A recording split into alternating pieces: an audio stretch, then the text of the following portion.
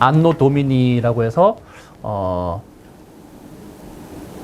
기원 후를 시작해서 고대, 중세, 르네상스, 그 다음에 바로크, 그 다음에 클래식, 클래식까지 왔는데, 클래식에서 지금 저희가 방금 전에 들었던 모차르트의 음악을 들었는데요. 모차르트가 1756년도에 태어나서 1791년도에 죽었습니다. 그 사이에 또 굉장히 훌륭한 작곡자가 나타나게 되는데, 그게 베토벤이에요.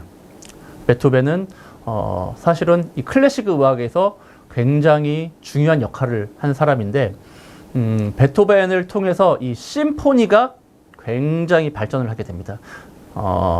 오케스트라의 편성과 형식이 굉장히 많이 틀려지죠. 모차르트 같은 경우는 서양 음악사에서 가장 큰 공헌이 뭐냐면은, 여러 유명한 곡들을 썼지만 공헌으로 보자면은 사실은 오페라의 수준을 확 끌어올린 게 사실은 모차르트예요.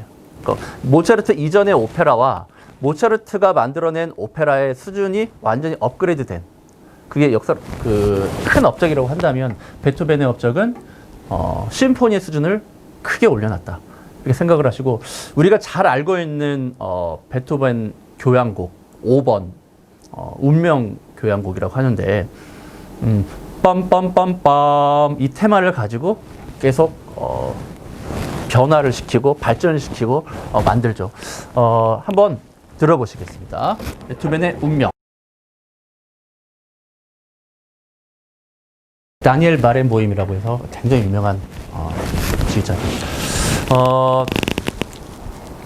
그래서 이 클래식이라고 하는 시기, 1700년도 초부터 1800년도 거의 초, 이 시기를 클래식 시대라고 합니다. 그 시대를 넘어서면, 1800년도가 넘어서면 클래식을 넘어서 이제 낭만주의 시대가 됩니다. 그 로맨틱 시대. 클래식을 크게 봤을 때 사실은 이 정치적인 어떤 상황과 음악이 영향을 서로 주고받는데, 이 중세 교회음악 시대에는 완전히 왕보다 교황이 절대 권력을 가지고 있었어요. 그런데 이제 르네상스, 바로크로 오면서 사람들이 이제 더 이상 종교에 얽매이지 않고 자기 나름대로의 세속적인 자유를 표방하게 됩니다. 그래서 세속적인 음악들이 나타나기 시작하는 거예요. 중세 시대에는 사실은 그게 그 테두리로 묶어놨었는데, 세속 음악이 발전하지 못하도록 오로지 교회 음악만 발전할 수 있도록 했는데, 그렇다고 교회 음악이 발전을 했느냐? 발전도 못하고, 이제 사람들이 이제 그 어떤 욕망이 이제 그 꿈틀 대다가 결국 터진 것이 바로크 시대. 갖고 여러 가지 다양한 음악들이 시도를 됐고, 클래식에 이르러서는 그 형식, 그 여러 가지 다양한 시도들이 형식미를 갖추게 됐고, 이제 다시 그 형식미에서 이제 낭만 시대, 로맨틱 시대로 오면은 다시 좀 더 자유로워집니다. 또 그 형식에서 벗어나서 다시 또 인간의 이제 감정이나 이런 것들이 더 중요하게 돼요, 형식보다. 그래서 화성적으로도 예전에는 몇 도에서 몇 도로 갔다가 몇 도에서 끝나야 되는 게 그 시대의 트렌드이자 전통이었다면, 이제 낭만으로 가면 이런 틀이 완전히 깨져요. 옛날 어르신들이 생각할 때 지금 힙합하고 랩하는 사람들이 가수라고 볼 수 있나요? 쟤네들 무슨 가수야? 이렇게 얘기하는 어르신들도 계시잖아요. 트렌드가 바뀐 거죠. 마찬가지예요. 바로크, 클래식, 그 다음에 낭만으로 오면서 트렌드가 바뀌어버렸어요. 지금 이제 소개해드릴 음악은 여러 뭐 슈베르트, 브람스, 슈만, 뭐 차이콥스키, 뭐 여러 낭만주의 시대 음악가들이 있지만 다 들릴 수 없으니까 정말 낭만주의 음악의 정말 걸작이라 할 수 있는 라흐마니노프의 피아노 협주곡을 좀 들려드리려고 합니다. 클래식 애호가들 중에 어떻게 클래식을 처음 입문하게 됐습니까? 하면은 이 곡이 클래식을 전혀 안 좋아했었는데 이 곡을 듣다가 너무 빠져가지고 클래식에 관심을 가지게 됐다고 하는 사람들이 되게 많아요. 그래서 클래식에 관심이 있으신 분들이 계시다면 이 곡은 꼭 아셔야 되는 곡인데 라흐마니노프 피아노 협주곡 2번입니다. 2번. 3번도 유명한데 2번이 훨씬 대중들에게 많이 알려져 있어요. 라흐마니노프는 러시아 사람으로서 미국에서 이제 활동을 한 사람인데 키가 거의 2m 가까이 되는 사람입니다. 그래서 이 라흐마니노프 이 피아노 협주곡은 아무나 잘 못 쳐요. 그러니까 이 사람 자체가 손이 거인이야, 거인. 그래서 보통 피아노 도부터 뭐 도 옥타브 그다음에 뭐 미까지 되는데 이 사람은 뭐 솔 라까지 되는 거예요. 그래가지고 곡을 작곡하기를 이렇게 손을 쫙 펴가지고 이렇게 옥타브로 치는 그런 악보를 만들어 놨으니까 손이 작은 동양인들은 이걸 할 방법이 없어요. 그래서 굉장히 에너지도 많이 쏟아야 되는 곡이고 테크닉적으로도 굉장히 어려운 곡이지만 굉장히 로맨틱합니다. 선율이. 자, 한번 들어보시면 우리 1악장을 한번 쭉 한번 들어보겠습니다. 예, 이게 지금 1악장이 끝난 겁니다. 1악장. 네, 한 12분 정도 되는데, 이 러시아 음악이, 여러분들, 우리나라 사람들이 굉장히, 들으면 좋을 수 있는 음악들이 되게 많아요.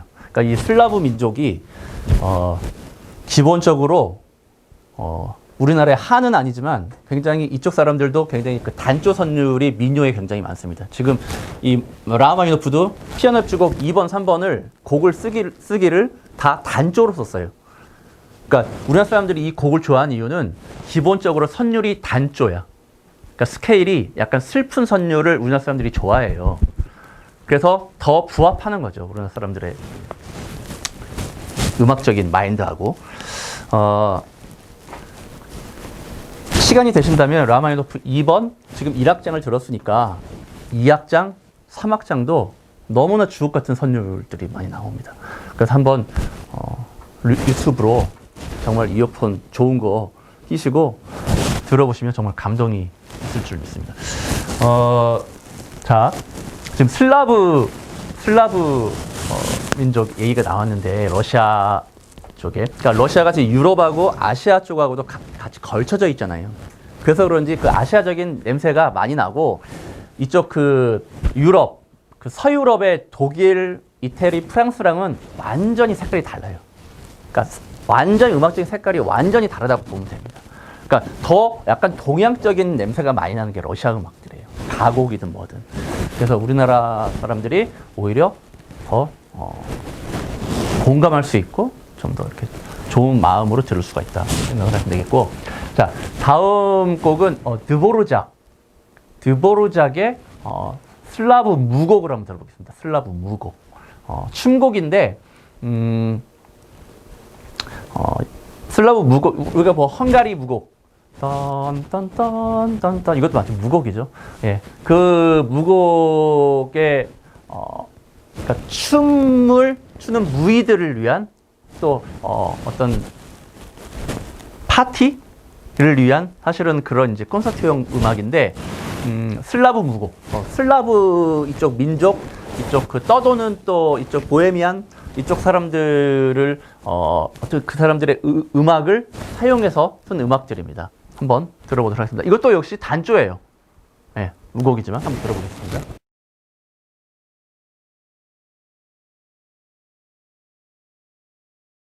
이 낭만을 넘어서 지금 이제 들어볼 음악은 근대 현대 음악이라도 해도 다름이 없는데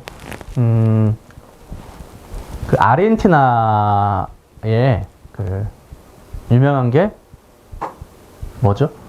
아르헨티나 축구. 예, 축구 유명하고 또 춤. 네, 탱고가 유명합니다. 탱고. 예. 탱고는 사실은 음악이 중요한 게 아니라 춤이 중요하죠.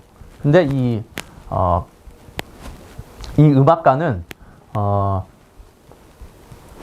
보는 탱고가 아니라 듣는 탱고를 표방하면서 우리가 잘 아는 그 좀 애절하고 어떤 그 뭔가 하면은 좀 모호한 그 망각이라는 게 그러니까 모호한 그 정신 세계를 표현하는 건데 그거를 이제 그 첼로로 좀 여러분께 한번 들려드리도록 하겠습니다. 그 피아솔라를 한번 기억해 주시면 좋을 것 같고 탱고 음악을 세계적으로 널리 알린 음악적으로 널리 알린 예 한번 보시겠습니다.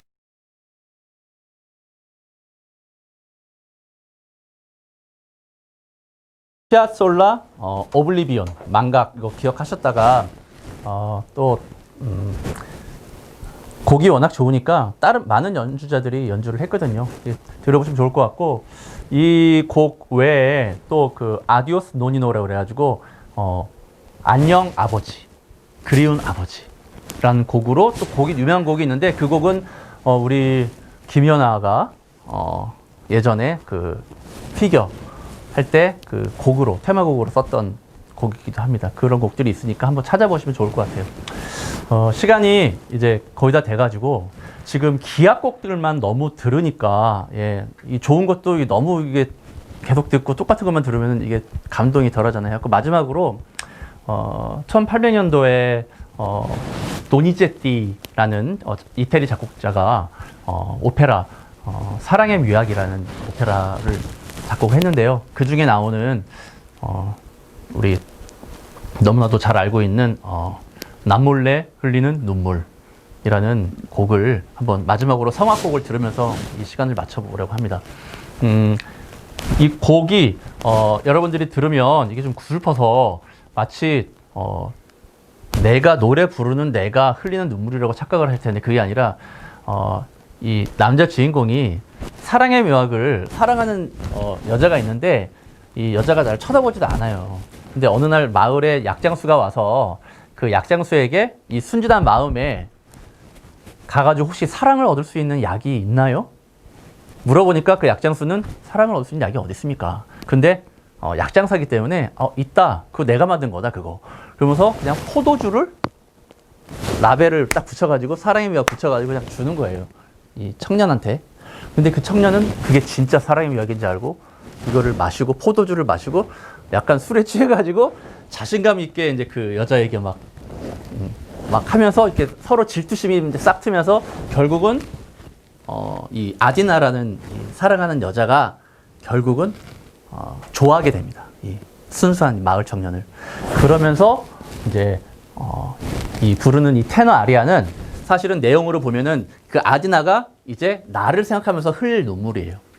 그러니까 사실은 이 노래 부르는 사람 입장에서는 굉장히 기쁨의 노래입니다. 근데 선율이 좀 구슬퍼서 그런데 상당히 가사가 밝은 텍스트라는 거 이거 생각하시면서 마지막으로 로베르토 알라냐의 노래로 한번 우나 프루티바 라그리마 한번 들으시면서 오늘 맛있는 클래식 힐링이 되다. 예, 오늘 순서를 마치도록 하겠습니다. 네, 감사합니다.